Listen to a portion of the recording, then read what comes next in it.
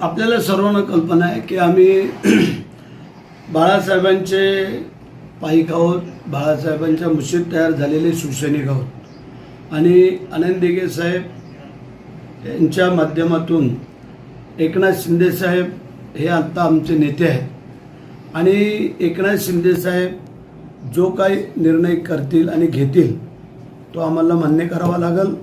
कारण ज्या नेत्यांवरती आम्ही एकदा विश्वास टाकला, भरोसा टाकला का तो टाकला. आम्ही शिवाजी महाराजांच्या पुण्याने पावनभूमीतली मावळे आहोत.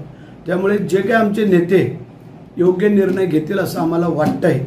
कारण आज जर पाहिलं आपण तर 1 नंबरला शिवसेना आहे कोकणामध्ये, 2 नंबरला भारतीय जनता पार्टी आहे आणि 3 नंबरला NCP आहे, अजितदादा पवार पार्टी. तर अशा प्रकारे हे बलाबल आहे.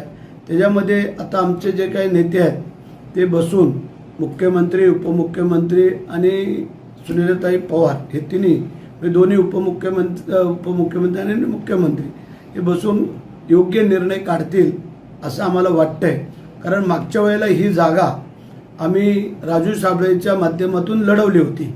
कारण त्यावेळेला जी काही परिस्थिती वस्तूची होती त्यानुसार थोडं अपयश आलं, नंतर ती जागा त्यावेळेला आम्ही शिवसेनेने लढवली होती.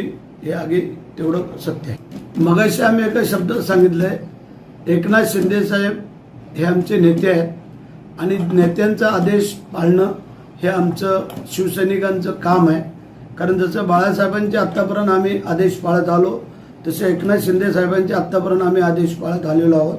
एकनाथ शिंदे साहेब योग्य निर्णय घेतील आणि तो पक्षाच्या हिताचा असणार आहे. त्याच्यामुळे आम्ही जे एकनाथ शिंदे साहेब निर्णय घेतील